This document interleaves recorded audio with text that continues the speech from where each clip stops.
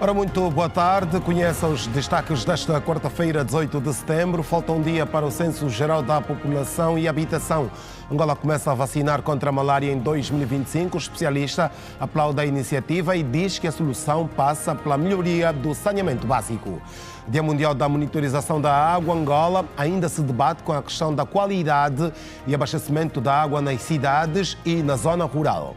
A produção de óleo alimentar cresceu 100% em relação ao ano passado. Arquivo histórico da CPLP está a ser discutido aqui em Luanda, sustentabilidade e políticas públicas da organização. Tem também desporto para ver e outras notícias do país e do mundo, aqui no Hoje Notícias.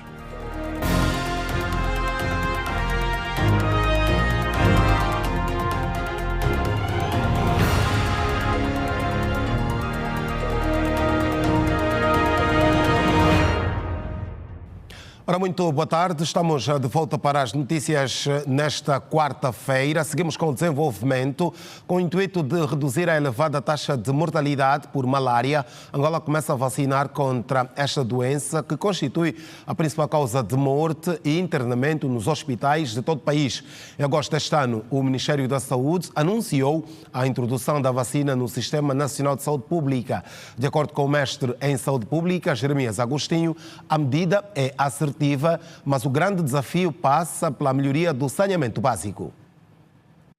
Pela sua localização geográfica e clima tropical, o país é altamente vulnerável à malária, que constitui a principal causa de morte e internamento nas unidades hospitalares. Uma boa nova foi anunciada em agosto deste ano. Trata-se da vacinação contra a malária, que deve começar em 2025. Uma medida assertiva, segundo o médico Jeremias Agostinho, sendo que vai diminuir a incidência da patologia no seio dos angolanos. Todavia, o especialista em saúde pública refere que a preocupação maior se prende com a fraca qualidade do saneamento básico. Em como no ano de 2025 poderemos ter a vacina entre nós, o que é um aspecto bastante positivo. Só não podemos esquecer que cerca de 85% das doenças que acometem os cidadãos, os angolanos em particular, são doenças resultantes do deficiente saneamento básico. Ou seja, vamos resolver com isso minimamente o peso da malária, mas vamos continuar com o peso das outras doenças resultantes do deficiente saneamento básico, como é o caso da malária. Jeremias Agostinho defende que, se não for melhorado o saneamento básico, a incidência da malária nas famílias será substituída por outras doenças. Se não continuarmos a ver a questão da macro e da microdrenagem das grandes e pequenas cidades, a questão da forma como tratamos o lixo, o acesso à água potável por parte da população e uma habitação condigna, poderemos no futuro ter uma inversão, uma redução da doença e da morte por malária, mas continuamos a ter um aumento das taxas de mortalidade por doenças diarreicas, por doenças respiratórias, como a tuberculose e outras doenças como a febre tifoide, a leptospirose, que são resultantes principalmente do deficiente saneamento básico. Outra recomendação do médico especialista em saúde pública, Jeremias Agostinho, tem que ver com o fortalecimento da prevenção sanitária, sendo que prevenir é o melhor remédio para qualquer doença. Um investimento muito grande no sistema que nós chamamos de sistema preventivo, nos aspectos sociais e econômicos das famílias, para que tenhamos uma saúde plena.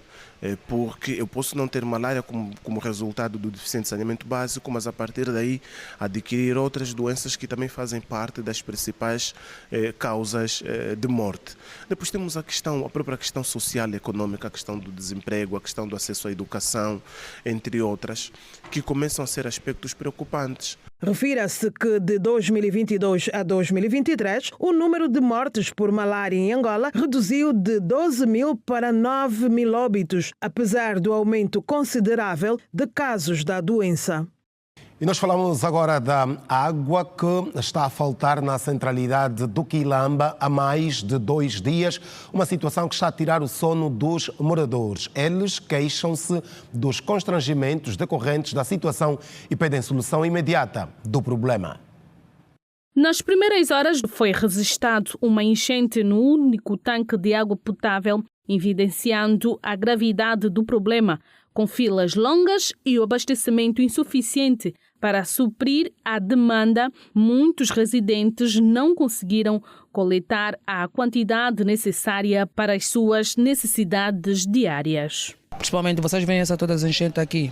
Há muita dificuldade na higienização das casas, há muita dificuldade no período de tomar banho para ir para trabalhar.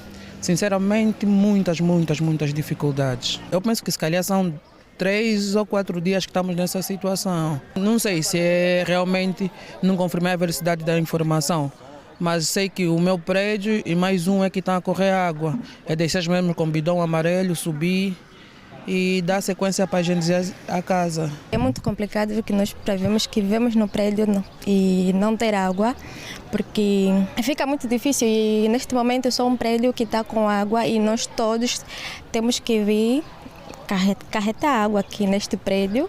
Facilita, mas tem prédios que não têm elevador e fica muito complicado para pessoas que vêm no quarto andar. Os moradores da centralidade do Quilamba expressaram a sua profunda insatisfação devido à interrupção no abastecimento de água potável sem qualquer aviso prévio, ocorrida em pleno feriado nacional. Segundo relatos, essa situação tem sido recorrente, afetando o cotidiano das famílias que, sem a devida preparação, se veem obrigadas a lidar com a falta de água em momentos cruciais. Em brevemente não recebemos nenhum aviso, mas estamos a ouvir que vai fazer 4 dias sem água.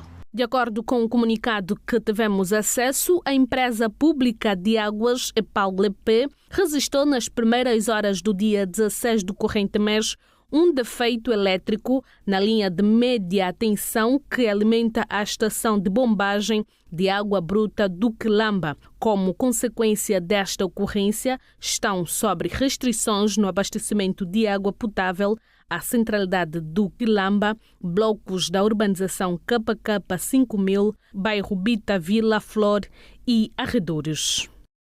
Seguimos a olhar para o tema relacionado à água porque o mundo celebra hoje o Dia da Monitorização da Água.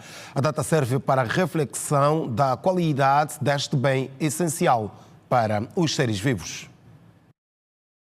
Mais de metade da população mundial não tem acesso à água potável, segundo um novo estudo da Organização Mundial da Saúde que analisou a situação em países de renda baixa e média. Dados dos inquéritos revelam que a situação é mais crítica em países da África subsaariana, onde 80% da população não tem acesso ao líquido precioso. Até 2010, 58% da população angolana não tinha acesso à água e no meio rural o acesso é mais complicado, como é o caso da vila do Kazombo, província do Mochico. A água que nós consumimos aqui, na verdade, sim, é água suja. É água suja, não conseguimos assim.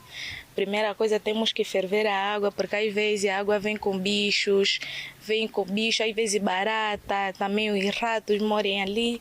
Nós consumimos mesmo uma água bem suja mesmo. Na capital do país, o cenário também não é muito animador. Muitas são as famílias que vivem sem água tratada. O secretário de Estado das Águas, António da Costa, disse que estão a ser abertos novos sistemas de água no país para reduzir a carência da população. Até 2027, superar os 2,4 milhões de metros cúbicos de produção de água tratada e aumentar a capacidade de tratamento de águas residuais e lamas fecais para 198 mil metros cúbicos dia até 2027. Angola pretende melhorar os sistemas de abastecimento nacional de água até 2027, onde milhões de habitantes vão beneficiar de água potável com a conclusão dos projetos Bita, Quilonga Grande e o Centro de Distribuição da UGP. Este trabalho que a EPAL está a desenvolver vai permitir que mais de 330 mil habitantes de Luanda, desta região, possam ter acesso à água potável. Anualmente, a 18 de setembro, é celebrado o Dia Mundial da Monitorização da Água. A data foi criada com o objetivo de celebrar e sensibilizar as pessoas de todo o mundo a protegerem os recursos hídricos. E o Presidente da República orientou nesta quarta-feira a reunião do Conselho de Ministros para discutir e aprovar a Conta Geral do Estado de 2023, principal instrumento de prestação de contas do Governo. Depois, o documento será remetido à Assembleia Nacional para análise e a devida aprovação. Quem tem mais informações sobre este assunto é o Francisco Soares, que acompanhou detalhadamente esta reunião. Soares, muito boa tarde. Vamos ao resumo deste encontro. Boa tarde, Alberto Capitão e toda a nossa audiência. Pois bem, esta reunião aqui no Palácio Presidencial já terminou e, segundo a Ministra das Finanças, Vera Davis de Souza, o valor do inventário, neste caso do exercício econômico de 2024, representou um valor de 6,74 bilhões de kwanzas, que representa um aumento de 10% face à comparação ao ano anterior. Estamos a fechar a Conta Geral do Estado do exercício 2023 com receitas de 20,33 bilhões de kwanzas, despesas de 20,10 bilhões de kwanzas e um superávit nominal de 235,57 mil milhões de kwanzas. A Conta Geral do Estado é um documento que tem informação sobre os diferentes órgãos, entenda-se órgãos de soberania, órgãos da administração central e local do Estado, mas também informação sobre os institutos e fundos públicos, uma síntese sobre a performance do setor empresarial público. Podemos nela encontrar também informação sobre os subsídios operacionais e a preços que foram pagos, um balanço sobre os procedimentos de contratação pública que foram efetuados, e informação, um balanço também sobre a atividade inspectiva que foi realizada no período em referência.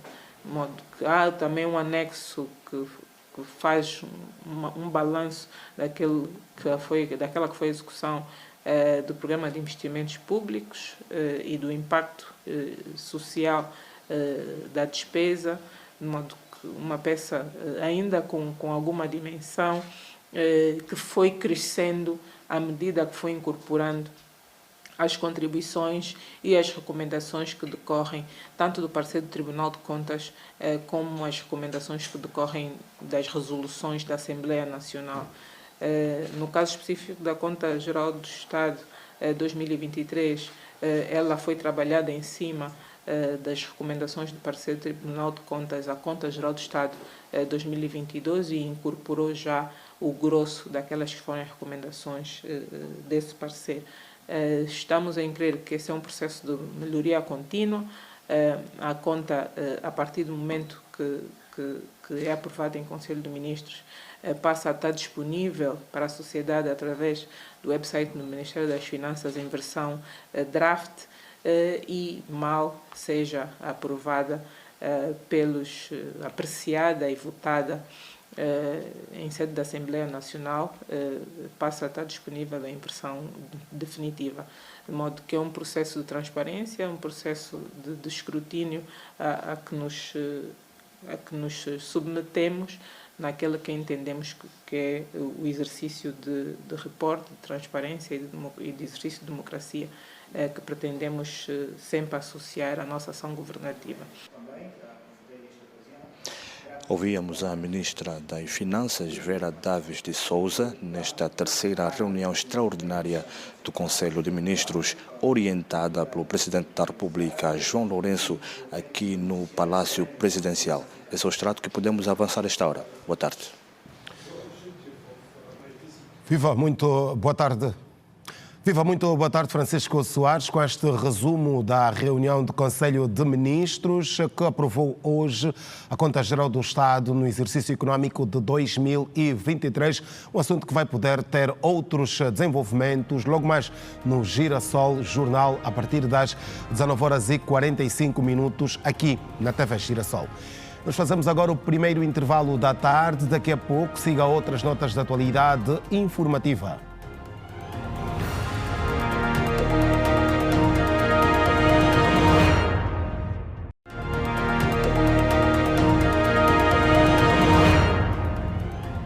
Boa tarde, de volta para a segunda parte do Hoje Notícias, edição de quarta-feira. Está a decorrer o encontro que junta o PCA da Agência Nacional de Petróleo, Gás e Biocombustíveis, operadores do offshore angolano e responsáveis da base naval de Luanda, cujo propósito é avaliar as reiteradas intrusões de embarcações pesqueiras no perímetro de segurança das plataformas petrolíferas. Quem sabe mais sobre este assunto é a Fernanda Gonga, com quem vamos conversar agora. Fernanda, muito boa tarde. Há já resultados desta reunião? Muito boa tarde, Alberto Capitão, e também a todos os telespectadores da TV Girassol. Já há sim resultados desta reunião.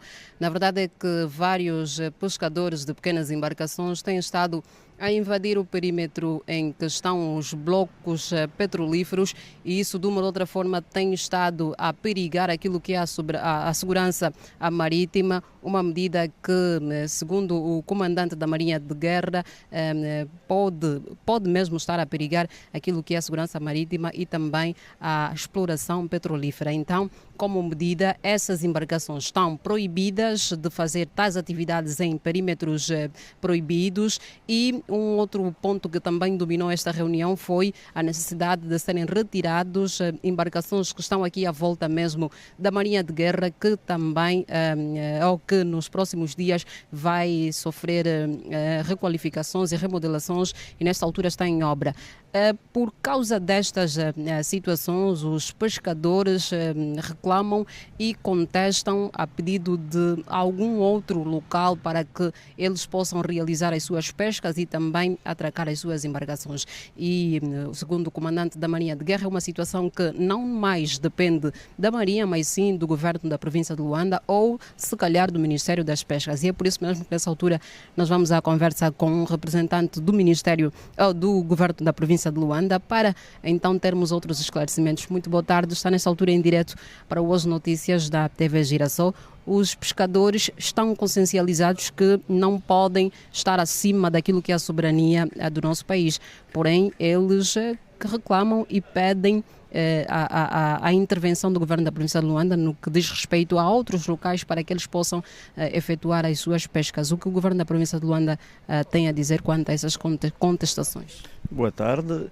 Esta empreitada não é nova. Aqui a requalificação da base naval, o governo provincial desde o início tem acompanhado, e os pescadores que praticam esses atos nesta zona, não é a primeira vez, não é novidade para eles essa abordagem. O governo provincial já fez várias reuniões com os mesmos e amanhã ainda está marcada mais uma, e nós vamos cumprir com o que foi aqui estipulado no prazo de 10 dias para retirarmos então essas embarcações. Também damos aqui a salvaguarda que os mesmos vão ser transladados para outras áreas e continuarem a fazer o seu trabalho. Mas nessas áreas em que já há a promessa de que eles possam ir para efetuar os trabalhos, eles reclamam que não há as mesmas condições de que nas áreas em que eles já estão acostumados. O governo da província de Luanda também está a cautelar a questão das infraestruturas à volta da área em que eles serão transferidos? Com certeza. É que fazer pesca aqui na Baía de Luanda também não é o correto. E no princípio toda e qualquer mudança há sempre uma resistência, umas exigências, mas tudo dentro na base legal e nas condições normais. O governo provincial está a criar estas condições, mas convém lembrar aqui que a segurança do país, das infraestruturas, está acima de qualquer interesse pessoal. Muito obrigada. Aqui a conversa com Kalunga Kisanga, que é o representante do governo da província de Luanda, que também se fez presente neste encontro com o comandante da Marinha e também representantes de associações de pescas, cujo assunto girou em torno mesmo da retirada de barcos ou pequenas embarcações de pesca artesanal à volta de blocos de exploração petrolífera. Nesta altura, Alberto Capitão, é essencial de informação que nós te damos a ver. Boa tarde. Muito boa tarde a Fernanda Gonga com este resumo do encontro que juntou operadores do offshore angolano e também da Agência Nacional de Petróleo, Gás e Biocombustíveis e da base naval para diminuir então a intrusões, no caso de pequenas embarcações de peixe aqui na cidade de Luanda. Vamos seguir com outras notas de atualidade informativa. O país produziu mais óleo alimentar no primeiro semestre deste ano. Os dados mais recentes apontam para mais de 52 mil litros, que representa um crescimento acima de 100% em relação ao mesmo período do ano passado. O óleo alimentar faz parte da lista de produtos da cesta básica, cuja importação deve ser reduzida. De acordo com dados preliminares sobre a evolução do setor produtivo, apreciados pela equipa econômica, a título de exemplo, em termos mensais, a produção cresceu 4,3% entre junho e julho do ano em curso, passando de 6.983,7 quilolitros para 7.286,3 quilolitros. Os maiores produtores de óleo alimentar no país são o Grupo Carrinho, que conta com uma refinaria, a Sovena e a Induve, ambas com linhas de enchimento, e o Grupo Naval, cuja refinaria começa a produzir no próximo mês de novembro, além da Angualissá, a produzir em 2025. Para uma integração plena, o foco do Executivo está agora virado para a produção de soja e girassol. A companhia italiana Eni vai criar em Angola mais de 100 mil postos de trabalho através do investimento na produção de perto de 120 mil toneladas de óleo alimentar a partir de cereais produzidos numa área de cerca de 150 mil hectares. Vamos agora até Portugal para dar-lhe conta que o governo português declarou situação de calamidade em todos os municípios que estão afetados pelos incêndios. O primeiro-ministro pediu às autarquias que fizessem o levantamento de todos os danos e já avisou que a Justiça vai trabalhar para os fogos de incêndio derivados de fogo posto. Portugal continental tem mais de 110 ocorrências ativas esta quarta-feira.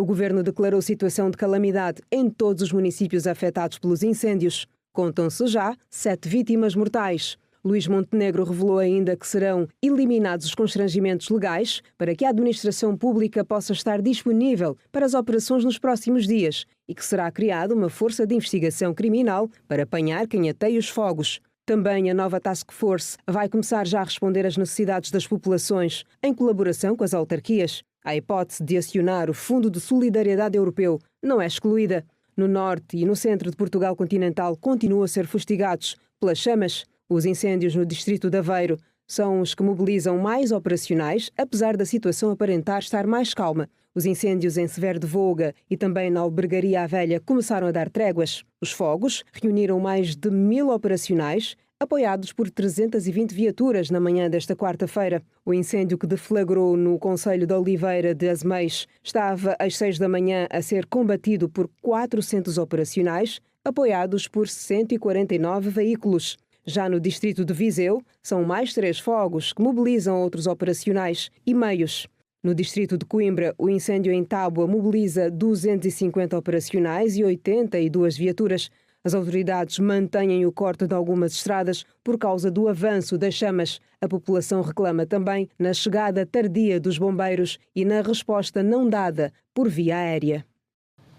Vamos seguir com a atualidade fora de portas. A capital do Mali sofreu na manhã de terça-feira um ataque terrorista realizado pelo grupo afiliado à Al-Qaeda, Jini. Uma autoridade de segurança do país informou que tanto a escola de Gendarme de Faladier quanto a base militar perto do aeroporto Modibo Keita, Senou, foram alvos.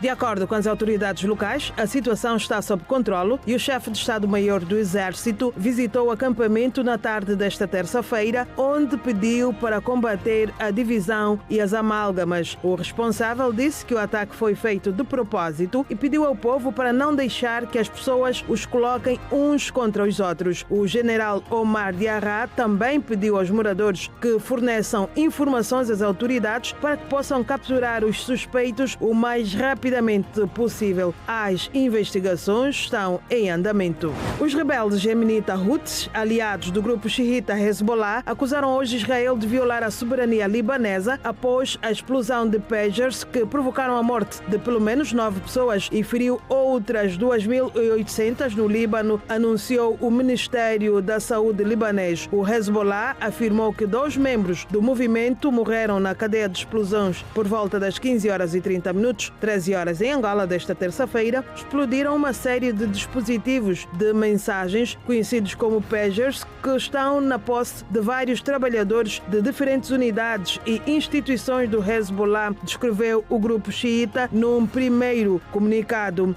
Entre os feridos encontra-se o embaixador do Irão no Líbano, Mojtaba Aman, de acordo com a televisão estatal do Irão, mas os seus ferimentos são ligeiros. Contactadas por várias agências noticiosas internacionais, as autoridades israelitas não se pronunciaram sobre os acontecimentos no Líbano. O magnata da música norte-americana Sean Diddy Combs, também conhecido como Puff Daddy, foi para a prisão nesta terça-feira para aguardar julgamento enquanto 2 dos seus filhos saíram do tribunal. Diddy é indiciado em um caso federal de tráfico sexual que o acusa de presidir uma década de crimes sexuais protegidos por chantagem e atos de violência. O homem de 54 anos, que foi preso na segunda-feira, declarou-se inocente. O fundador da Bad Boy Records é acusado de abusar sexualmente e usar força física contra mulheres e fazer com que os seus assistentes pessoais, seguranças e funcionários domésticos o ajudassem a esconder tudo. Os promotores dizem que ele também tentou subornar e intimidar testemunhas e vítimas para mantê-las quietas. Durante as buscas na casa de Combs, no início deste ano, a polícia apreendeu narcóticos, vídeos das apresentações e mais de 1000 frascos de óleo de bebê e lubrificante, de acordo com os promotores, e disseram que os agentes também apreenderam armas de fogo e munição, incluindo 3 AR-15S com números de série desfigurados no armário do seu quarto em Miami.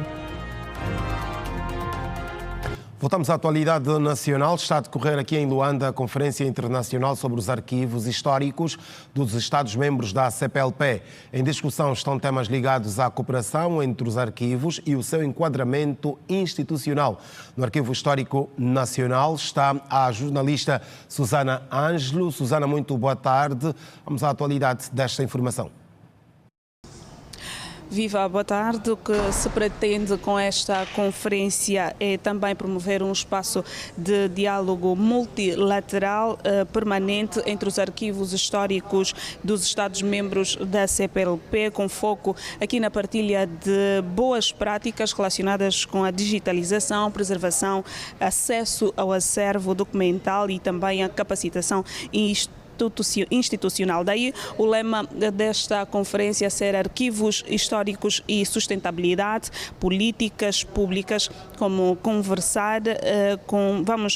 conversar com o diretor de Ação Cultural e Língua Portuguesa em representação do secretário executivo da CPLP, João Ima Panzo. Diretor Panzo, boa tarde. Dimensão qualitativa dos arquivos dos Estados-membros é também um tema aqui a ser abordado. Vamos olhar para os constrangimentos que têm estado a inviabilizar para que se chegue a esta dimensão qualitativa.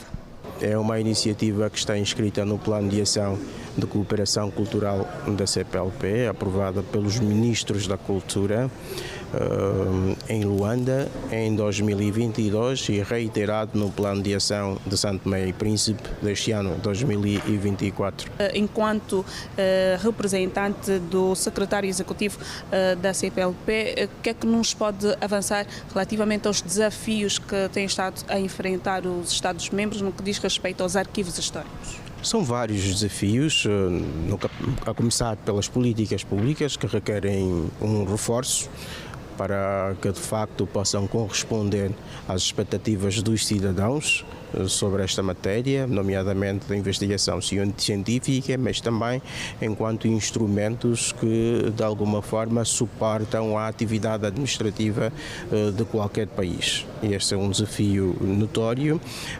desafios em termos de funcionamento, desafios em termos de captação de recursos financeiros, de dotação de recursos humanos, são desafios genéricos que se encontram um pouco por todo o lado da CPLP. Portanto, as conclusões e os resultados desta conferência poderão dar dados mais fidedignos para que de facto possamos aferir sobre o estado da arte, da qualidade dos arquivos nacionais dos Estados-membros da CPLP. Essa é a nossa expectativa, por isso os Estados-membros decidiram reunir-se em conferência para debater questões inerentes ao desenvolvimento dos arquivos nacionais e particularmente dos arquivos históricos na CPLP. Que caminhos é que os países devem seguir para ultrapassar esses desafios por si mencionados?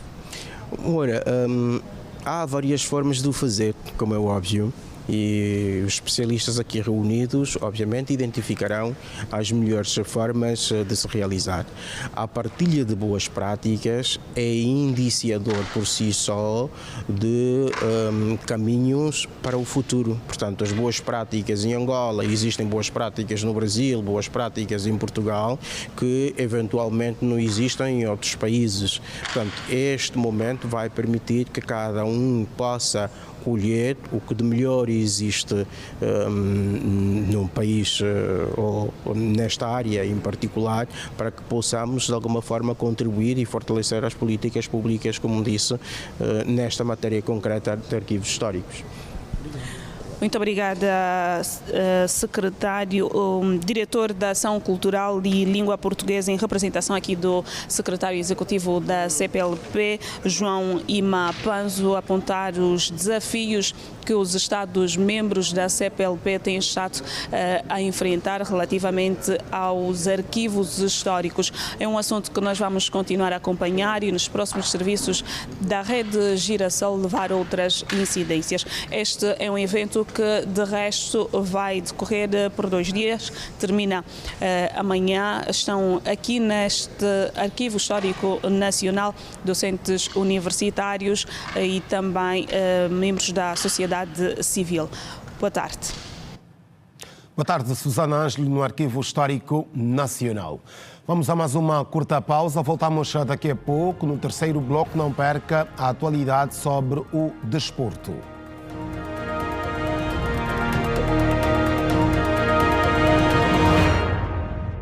Seguimos com outras notas da atualidade. Os desafios atuais do direito angolano foram discutidos. No AMBO participaram do evento mais de 300 pessoas atentas à era digital, redes sociais e famílias contemporâneas, como parte dos desafios que o direito vive na atualidade. A função social dos contratos em tempos de inteligência artificial, liberdades individuais e uso das mídias sociais foram parte dos debates que reuniu no AMBO profissionais e estudantes de direito das províncias de Luanda, Benguela, Huila e Bié.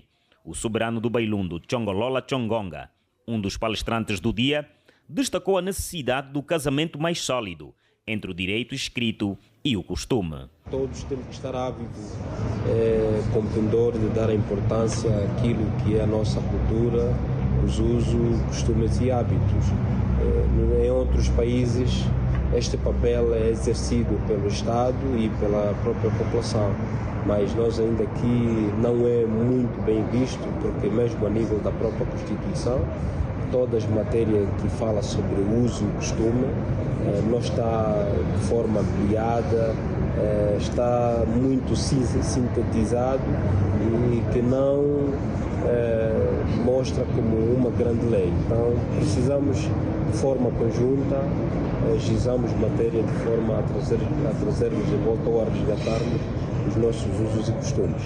Os desafios do direito em tempos de crise levaram no Centro Cultural vários especialistas a desenhar soluções adequadas ao contexto angolano e universal. Lamentavelmente, nós vivemos num período em que a regra relativamente ao funcionamento dos tribunais é exatamente a morosidade, o que não deve ser porque a saúde não espera e avizinha-se com a implementação da lei dos transplantes uma maior demanda para os tribunais, porque naqueles casos de falta de consenso entre os cônjuges ou em que um dos cônjuges pretenda efetivamente doar órgãos ao outro, em determinadas circunstâncias será necessária a intervenção dos tribunais e é necessário que os tribunais estejam preparados, não é, para responderem tempestivamente às demandas que são colocadas aos mesmos órgãos. O direito deve se adequar aos nossos costumes e à nossa realidade. Estamos a falar de uma verdade que quase que a maioria dos angolanos vivencia, que é a poligamia, que são as chamadas relações paralelas. Alguém oficialmente vive com determinada pessoa e mas ainda assim vai tendo relações com outras pessoas. O uso da inteligência artificial, para além de ser uma vantagem, porque permite a automação de documentos e a redução ou a eliminação de tarefas até que são repetitivas e podem ser executadas por ferramentas de inteligência artificial, portanto, comporta alguns desafios. Desafios, desde logo, que têm a ver com, por exemplo, a questão da divulgação de dados pessoais. Desafios que têm a ver com, por exemplo, a responsabilização sobre os dados. Os participantes do primeiro Fórum Provincial de Direito destacaram a importância dos temas abordados e a necessidade destes debates permanentes. São temas pertinentes, atuais e atuantes. Podemos aqui ouvir novidades, principalmente num dos temas que versou sobre a questão do transplante, né? Segundo o nosso preleitor, há países que alguns contratos já são feitos de forma artificial, já não são feitos por pessoas humanas. Então acho que em alguns casos a mão humana vai deixar de funcionar, né? Por causa dessa tal situação. Saiba agora que as principais alterações da Lei número 5/20, de 27 de janeiro, Lei de Prevenção e Combate ao Branqueamento de Capitais, Financiamento ao Terrorismo e Proliferação de Armas de Destruição em Massa, estão em destaque numa ação de sensibilização sobre prevenção de branqueamento de capitais. O evento está a ser orientado aqui em Luanda pela vice-presidente do Tribunal Supremo, juíza conselheira Efigênia Lima. Para mais informações, vamos manter agora o contacto com a Manuela Costa. Manuela, muito boa tarde.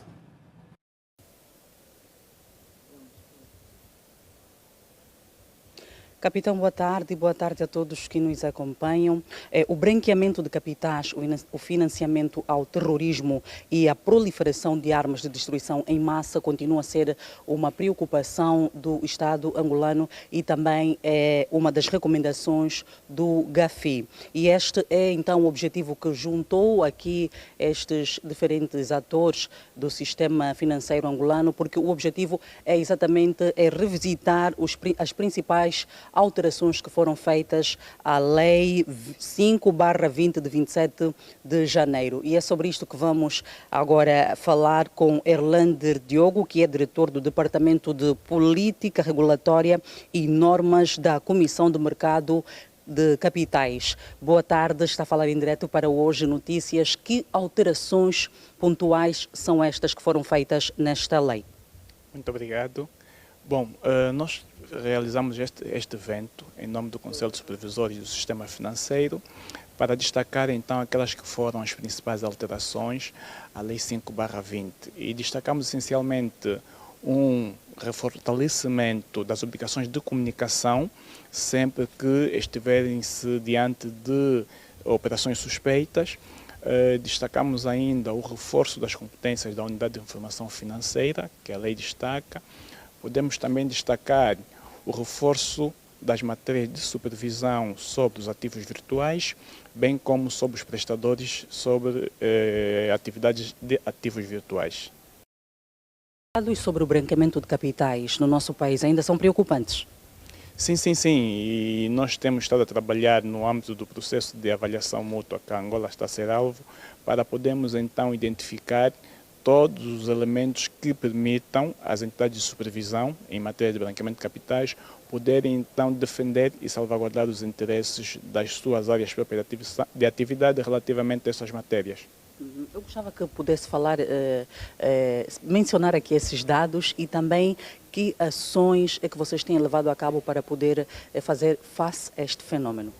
Bom, eu não consigo agora identificar os dados, porque são dados, muitos deles que estão a ser ainda estão em fase de investigação, né, em função da sua suscetibilidade de serem ou não atos sujeitos de branqueamento de capitais, mas no âmbito daquilo que é a atividade dos vários órgãos de supervisão e acompanhamento em matéria de branqueamento de capitais, já foram identificadas e comunicadas à UIF várias situações e que estão a ser tratadas a nível daquele setor. Quem são essas, por exemplo? Mais do que isso não consigo dizer porque não tenho os dados específicos aqui comigo. Muito obrigado.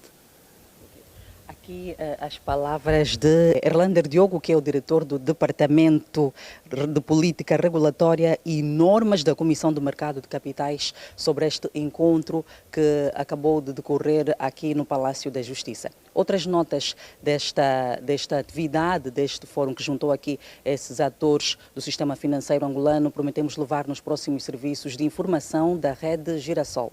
Boa tarde. Boa tarde, retribuído Manuela Costa, a acompanhar esta atividade do Tribunal Supremo. O Dia do Herói Nacional ficou marcado pela inauguração de um complexo escolar na localidade do Chitato. Na ocasião, o Ministro da Cultura, Filipe Silvino de Pinazao, reafirmou a necessidade de uma maior divulgação internacional da vida e obra de Agostinho Neto, dada a sua dimensão histórica. O 17 de setembro, na cidade do Dundo, província da Lunda Norte, começou com a deposição de uma coroa de flores procedida em primeira instância pelo Ministro da Cultura, Filipe Zau, seguida da governadora Filomena Misa Aires e de outras entidades do aparelho de Estado angolano. O dia que serviu também para homenagear o primeiro presidente da República de Angola, Dr. Antônio Agostinho Neto, ficou marcado com a inauguração da Escola do Ensino Primário e do primeiro ciclo Complexo Escolar Dr. Fonseca Souza, que comporta 7 salas de aulas para a alegria dos mais pequenos. Estou muito feliz de saber que a nossa escola foi inaugurada hoje. Agradecemos muito e queremos que isso continue sempre assim. Localizada no município de Chitato, o estabelecimento de ensino vai permitir com que perto de 1000 alunos frequentem as aulas no presente ano letivo. Carecíamos de salas de aulas para o efeito. Estudávamos antes numa estrutura não apropriada, uma vez que essa área, esse distrito, a Vila de Chitato, carecia de mais salas de aulas em função do número de alunos que estavam fora do sistema de ensino. Então, a necessidade do governo olhar para essa parte e fazer uma escola para desafogar aquilo que era a preocupação dos moradores e como nós também somos escolares. Com o aumento de mais salas de aulas e tornou-se um complexo, até mais ou menos 900 alunos é suficiente. Após este ato, seguiu-se o momento mais alto da efeméride. O campo adjacente da Escola Superior Pedagógica do Dundo foi pequeno para acolher a população. Em representação do chefe de Estado angolano, João Lourenço, o ministro da Cultura, Filipe Zau, afirmou que homens da temperança de Neto, quer a nível de África como planetário, houve poucos. Homens da têmpera de Agostinho Neto, houve poucos. Quer ao nível de África ou até mesmo a nível planetário. Por este motivo, estão destinados a serem recordados para a dignidade que sempre se fará necessária para que se perpetue para sempre nos nossos corações a sua memória. Momentos após o seu discurso, Filipe Zau destacou a necessidade do legado de Neto continuar a ser divulgado dentro e fora de Angola, tendo em conta o seu contributo na luta contra o racismo. A vária trajetória e, sobretudo, o impacto internacional que teve. Teve nos países da linha da frente na luta contra o apartheid, e isso é muito importante. Hoje não temos oficialmente o racismo do apartheid instalado, nem sequer quem o apoia. E, portanto, isso deve-se a um esforço dos panafricanistas da linha da frente, e entre eles, António Agostinho Neto. Temos um SPALOP que tiveram um trabalho determinante em se juntarem na luta contra o colonialismo, na luta contra a administração colonial portuguesa e para se tornarem, no fundo, donos dos seus próprios destinos. E hoje isso é uma evidência. Antônio Agostinho Neto nasceu a 17 de setembro de 1922, há 102 anos, na aldeia de Caxicane, município de Icolo-Ibengo, província de Luanda. Morreu por doença em Moscovo a 10 de setembro de 1979. E é com este retrato do 17 de setembro que estamos a colocar um ponto final às notícias a esta hora. Já sabe, às 19h45 tem Girassol Jornal e poderá acompanhar outras notícias do dia. Daqui a pouco, desporto na rede. Boa tarde, fique bem.